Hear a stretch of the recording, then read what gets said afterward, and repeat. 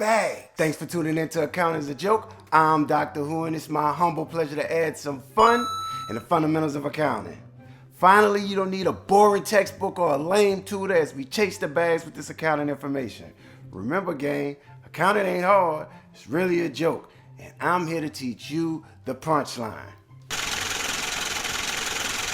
Bang! So before we dive into how to properly account for selling inventory, I want to share with you some brief tips so that you can be fully confident to distinguish between the selling side and the purchasing side.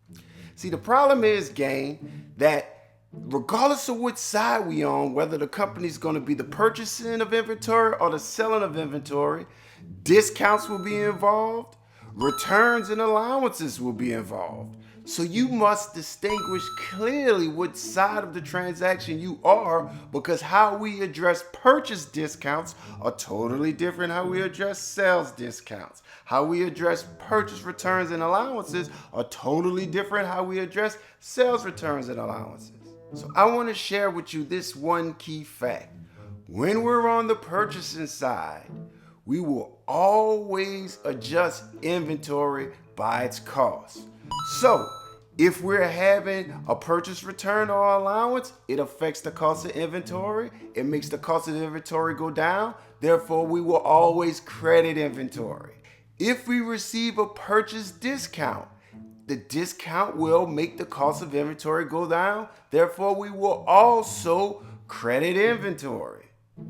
But when it comes to the selling side, we have to consider this one thing.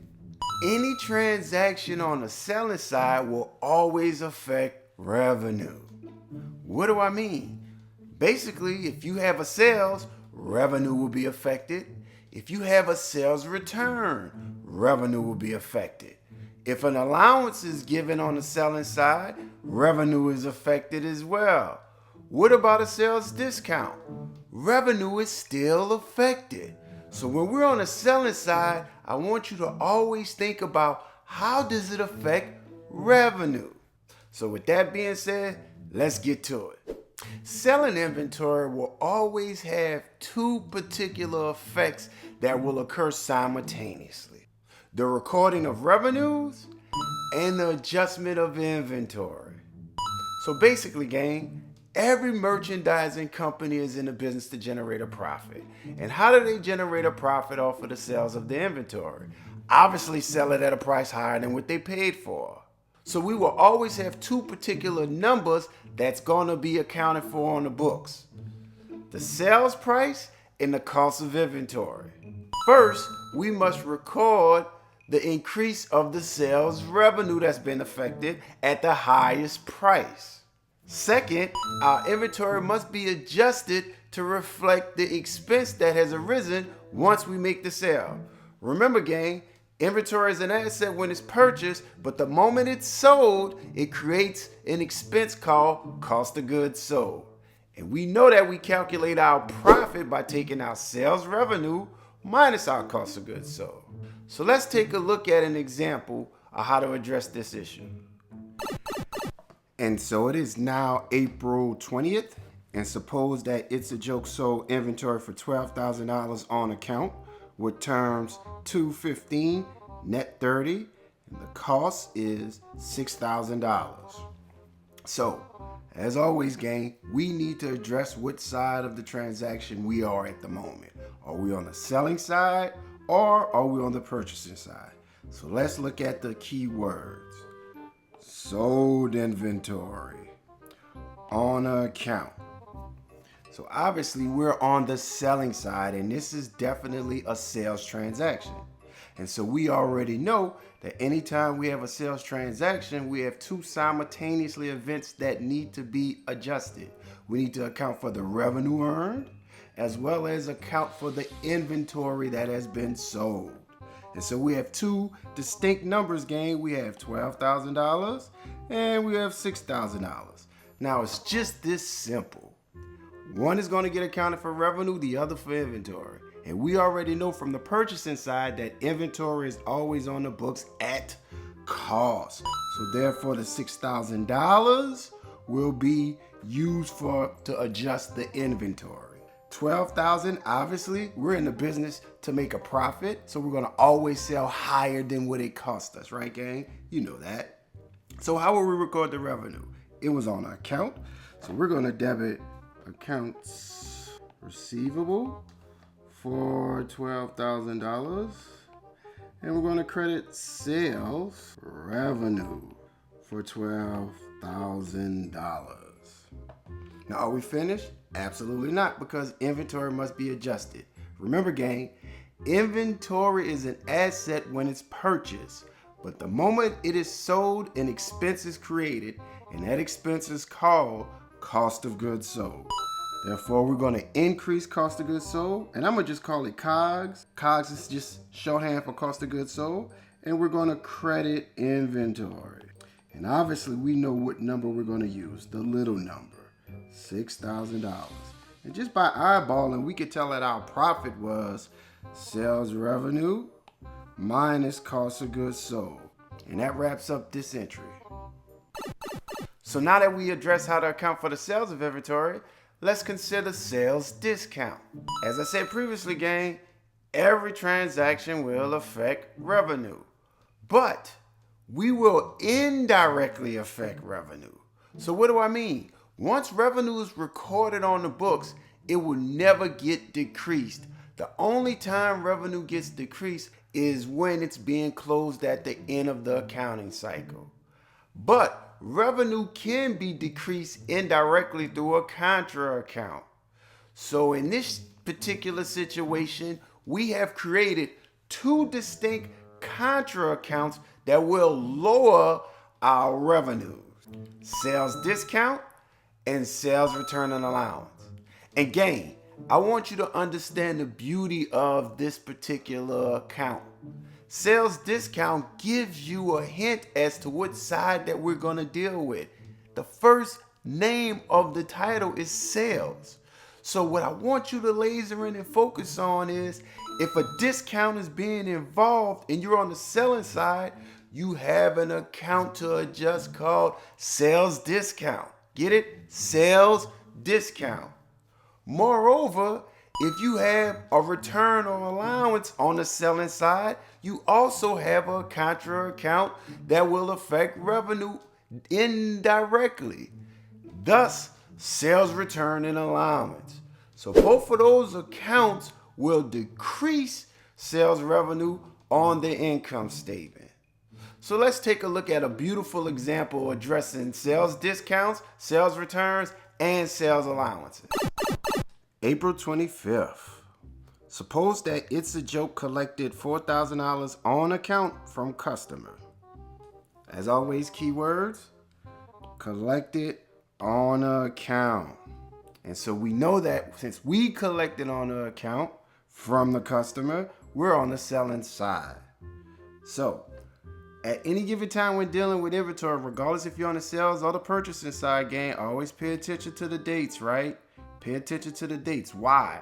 Because we extend discount terms. And what happened was on 4/20, we extended a discount term initially. I believe it was 215 net 30, which basically means we're going to give our customers a 2% discount if they pay any amount within 15 days from 4/20, or they have to pay the entire amount in 30. And so we have to record this collection on our account within the discount term. So how are we going to do that? Obviously, we're going to debit cash, and of course we're going to credit accounts receivable. Because it's within the discount terms, gang, we automatically know that we are going to give our customers a discount. So they're not going to pay us cash in full. They're going to pay us a discounted amount of the $4,000. So how will we calculate that? We're going to take $4,000, and since it was 2% that we're giving off, we are going to actually receive 98%, 0.98. So that gives me $39.20. And how much are we going to reduce our accounts receivable amount?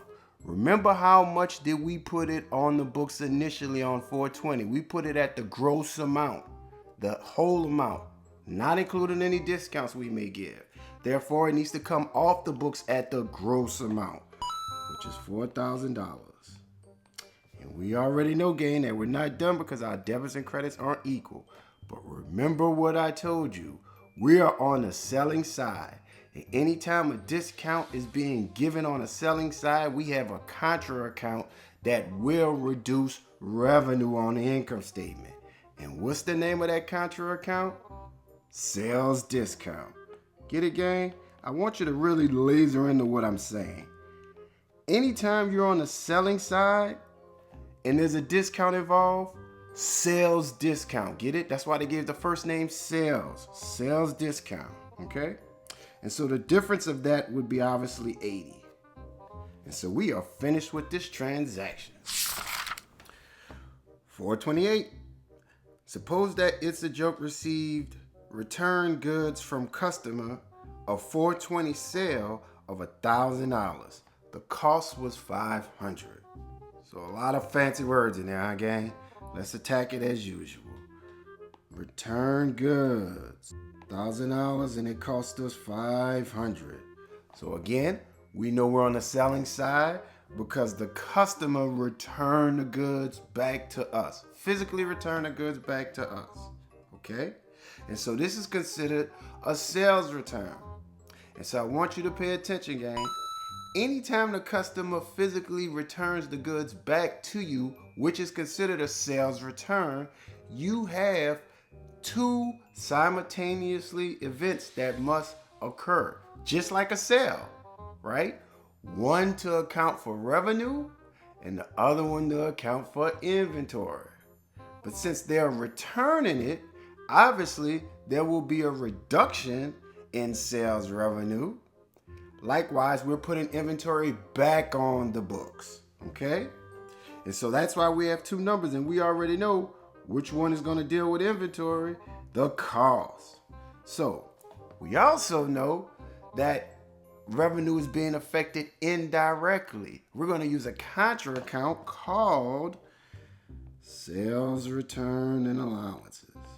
You guys are rolling. I feel those neurons firing up. $4,000. And then obviously we are going to reduce our accounts receivable. So we're going to credit accounts receivable for $1,000 as well. But we're not finished, gang, because we have to put inventory back on the books. So we're going to debit inventory at cost, obviously, the $500. And we're going to credit cost of goods sold for the $500. Easy breezy, gang. Okay, moving on. April 30th. Suppose that It's a Joke granted an allowance for $500. So, keywords, granted an allowance. So what happened in here, gang? Basically, we're on the selling side because we granted an allowance to our customers. Like a return, but not quite. An allowance is different because the customer keeps the goods. And since the customer physically keeps the goods, there is no need to adjust the inventory. However, because an allowance basically means that we're going to lower the amount, or we're going to reduce the amount that the customer owes us, we have to adjust our revenues indirectly. And so what account will we use to adjust our revenues indirectly? It's right in the name, gang. Sales, return, and allowances for the $500. And of course, obviously, we're going to credit accounts receivable for the $500 as well. So just make sure that you understand the difference between a sales return and a sales allowance in regards to the journal entry. And last but not least, how will we account for a collection on an account outside the discount terms? If we collect on an account from our customer outside of the discount terms extended, we're going to simply record it like a normal collection on the account. So without any further ado, let's take a look at an example. Okay, gang, last but not least, May 10th. Suppose that It's a Joke collected on the account in full. So what are the keywords? Collected on the account. So obviously we know since we collected on the account, we are still on the selling side and we expect to collect from our customers. Now, on 420, we sold some inventory to our customers and the discount terms was $215, net $30. So obviously we know from 420 to May 10th, it is outside the discount terms, gang. So this collection on account will be recorded like a normal collection on account, excluding a discount. So all we have to do is calculate how much is owed to us or we expect to receive from the customers. And so we know which account needs to be analyzed. Accounts receivable. So we know on 420, we had a sale for $12,000. Then on the 25th, we had a collection for $4,000. Then on the 28th, we had a return for $1,000. On the 30th, we gave an allowance for $500. So we should get $6,500. And so we're going to record it like a simple collection on our account. So that means we're going to debit cash for $6,500 and credit accounts receivable for $6,500 as well. And that wraps up our selling and purchasing transactions for the period. Gang, we've covered a lot in this video, but this is how you essentially attack the most frequently considered complicated part of financial accounting in terms of inventory. So with that being said, if you find this very useful, please like, subscribe, or share the channel with your friends for more ways to chase the bags. As always, gang, thank you. See you soon. Bags!